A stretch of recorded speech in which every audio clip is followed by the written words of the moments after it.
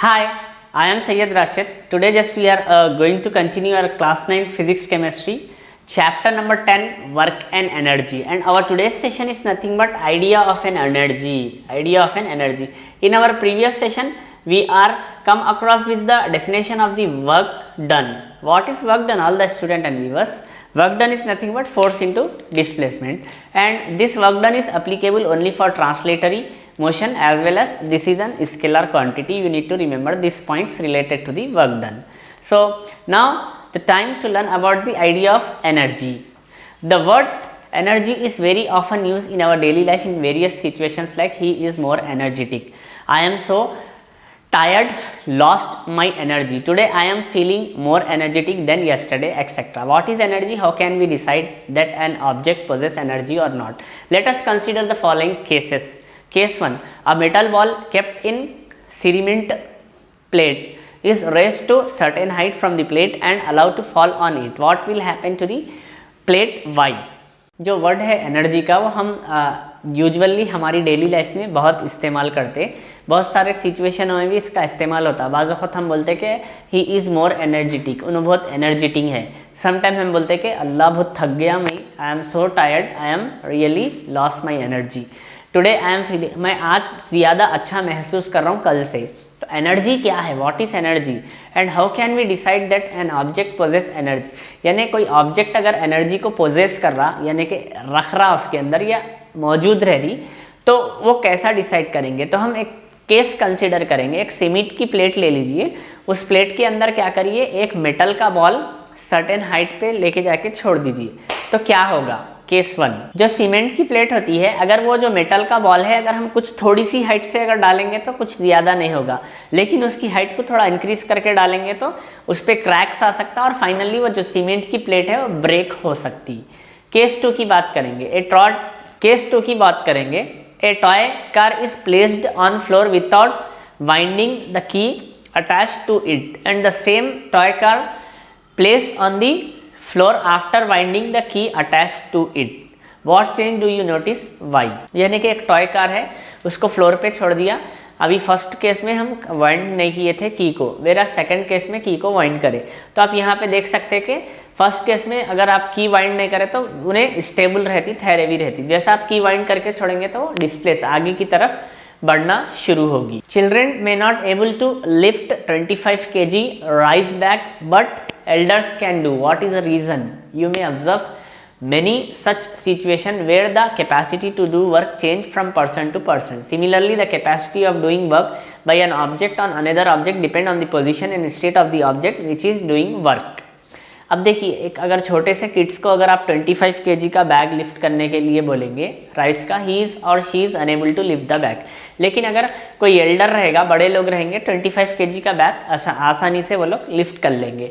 Similarly जो capacity रहती doing work एक ऑब्जेक्ट पे अनदर ऑब्जेक्ट की डिपेंड करती दो चीज़ों पे, उसके पोजिशन पे और स्टेट ऑफ ऑब्जेक्ट पे, और साथ ही साथ विच वर्क इज डूइंग, कौन सा काम उसकी तरफ या उससे हो रहा है उसके ऊपर डिपेंड करेगा। So the final conclusion is thus an object acquired energy through different means and is able to do work. यानी कि कोई भी ऑब्जेक्ट रहता उन्हें एनर्जी को डिफरेंट मीन्स में रखता और वो अलग अलग वर्क को कैरी कर सकता। एनर्जी ट्रांसफर एंड वर्क, यानी कि एक नेक्स्ट अगर हमारी टैग अगर हम देखेंगे तो आइडिया ऑफ एनर्जी आपको आ गया कि energy is nothing but it is an type of like power which is present in the human being. और ये जो एनर्जी होती डिफरेंट रहती, यानी कुछ पर्सन्स में कम रहेगी, कुछ पर्सन में ज़्यादा यानी कि मोर रहेगी, और बच्चों में वैसे ही एनर्जी कम रहेगी और बड़ों के अंदर क्या रहती, एनर्जी बढ़ के रहती, depending upon the like object to object. अलग अलग ऑब्जेक्ट की अलग अलग एनर्जी पोजेस रहती। Now energy transfer and the work, ये दोनों में रिलेशन क्या है? We learn in previous paragraph that we need energy to do work and a person doing work spend some energy while doing the work, that is the person doing the work loss some energy. यहाँ पे देखिए, हम हमारे paragraph में पढ़े थे कि एक वर्क करने के लिए एनर्जी की ज़रूरत पड़ती, लेकिन जब भी आप वर्क कर रहे हो तो एक पर्सन क्या कर रहे हैं, अपनी एनर्जी स्पेंड कर रहे हैं, दैट इज़ वो उनकी अपनी एनर्जी को, कुछ एनर्जी को लॉस कर रहे हैं, किसके बदले? On behalf of work. यानी उनका वर्क हो रहा, एनर्जी जारी। Where does this energy goes, यानी कि ये जो एनर्जी है कहाँ पे जाती। Is there any energy transfer between object doing the work and the object on which work has been done, यानी कि ये जो एनर्जी हो रही कुछ ट्रांसफर हो रही क्या, जिसके ऊपर काम हो रहा और जिस पे काम कर रहा है। जैसा कि अब ये मार्कर है, मार्कर के अंदर इंक है, जैसी थी वैसी है, लेकिन जब हम इसको ओपन करेंगे तो मार्कर की एक हमारे पास निप रहती।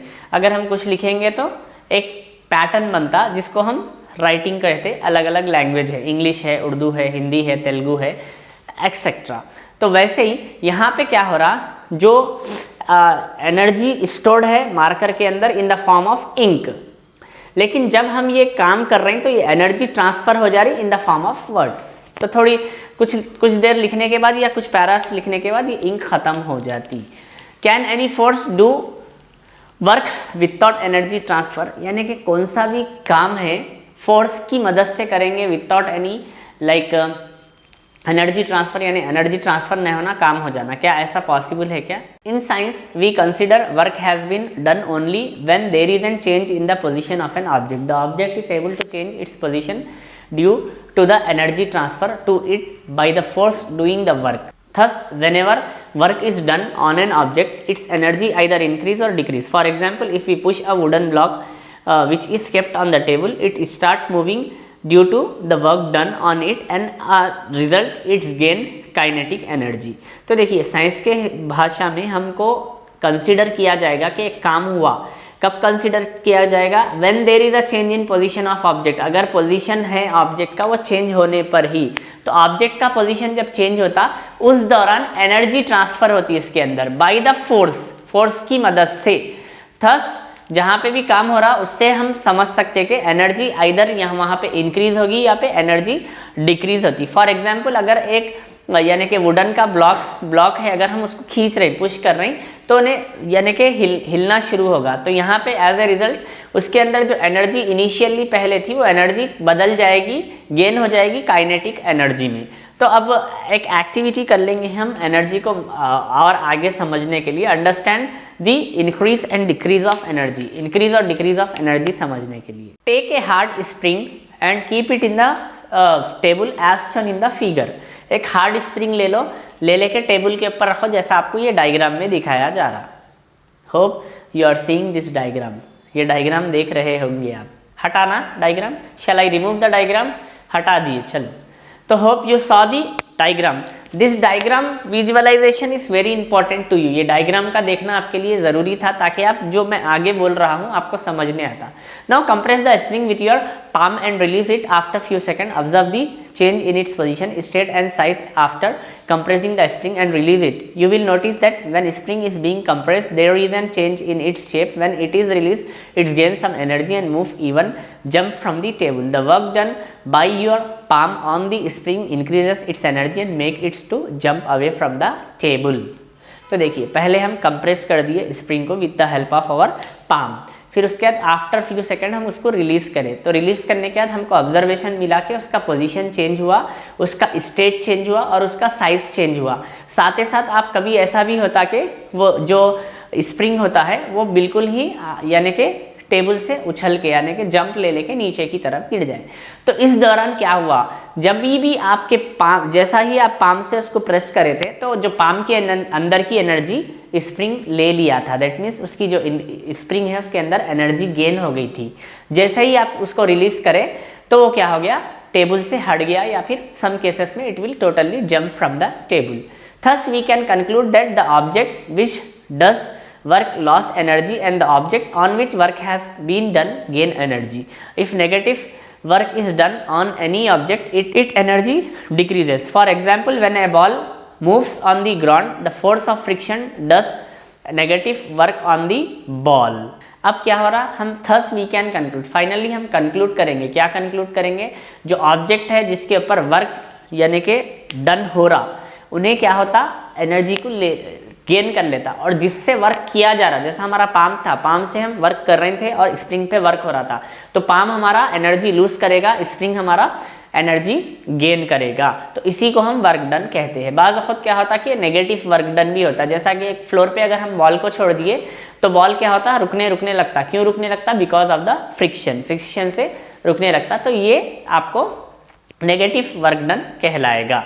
नेक्स्ट है हम और एक एक्टिविटी कर लेंगे, एक्टिविटी नंबर 3, और ये प्योरली बेस रहेगी काइनेटिक एनर्जी के ऊपर। सो ये काइनेटिक एनर्जी को लेके पहले तो डेफिनेशन में आपको लिखा दूँ, ENERGY। काइनेटिक एनर्जी बहुत आसान रहता, like the energy, okay, ENERGY, energy possess by an object से पोजेस हो रही by virtue, VIRTUA, virtue of its motion is called kinetic energy. इस टाइप की एनर्जी को हम काइनेटिक एनर्जी। तो काइनेटिक एनर्जी का और एक सिंपल मैं आपको बात बता दूं, जहां पे भी कोई मूविंग ऑब्जेक्ट होता है उसके अंदर काइनेटिक एनर्जी प्रेजेंट रहती है। अब यहाँ पे इसके लिए एक कंडीशन ये है कि कंसिडर करिए आप, consider a metal ball and a hollow plastic block which are kept on the table side by side as shown in the figure 11। यानी कि एक टेबल है समझिए, ठीक है, उस टेबल के ऊपर हम क्या कर रहे हैं, एक मेटल का बॉल रख रहे हैं, मेटल बॉल है ये, METAL, मेटल BALL बॉल है, और उसके साथ एक ब्लॉक रख रहे हैं। ये ब्लॉक किसका रहेगा आपको, यानी कि प्लास्टिक का, PLASTIC। तो ये दोनों ब्लॉक्स को रख दिया जा रहा।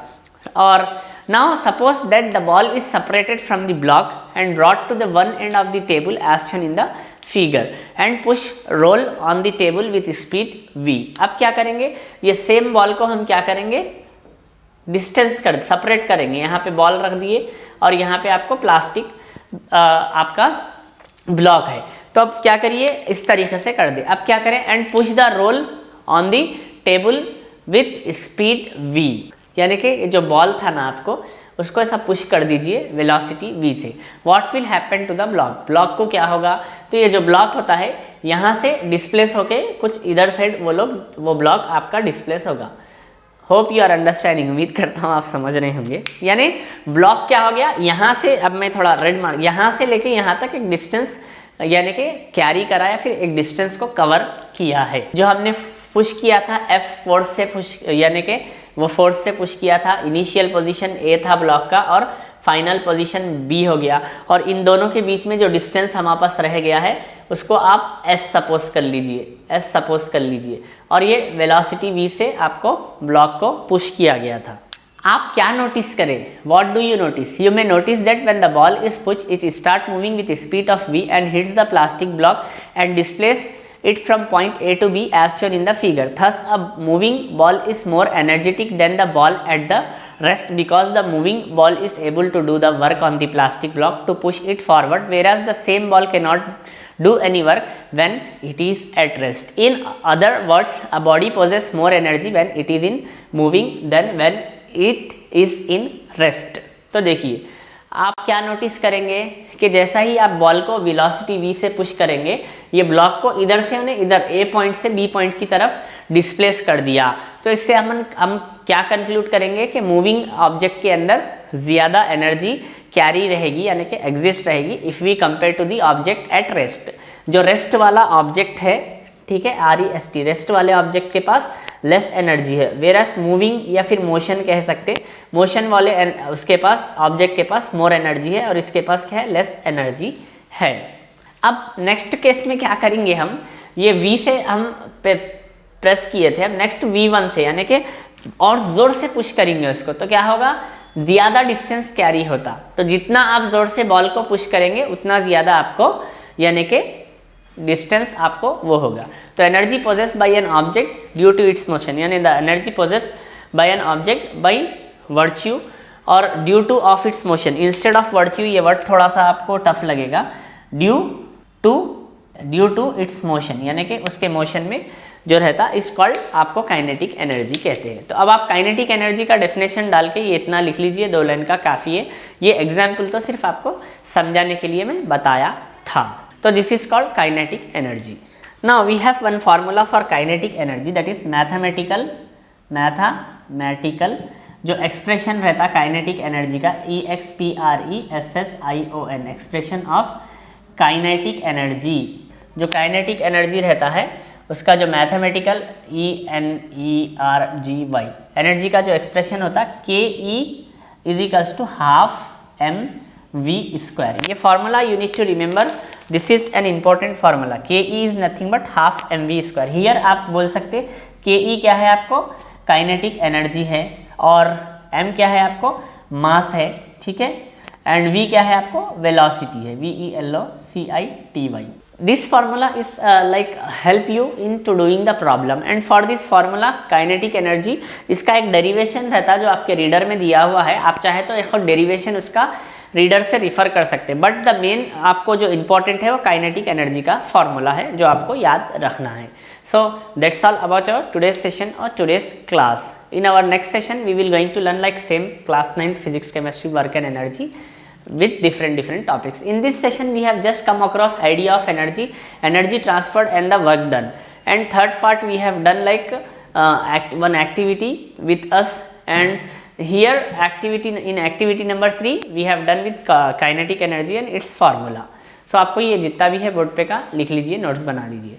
So maintain notes, take care, have a great time. I am Syed Rashid, physics and chemistry teacher and lecturer. In this organization you are watching our YouTube channel named as Ahle Baith High School and Junior College. Thank you.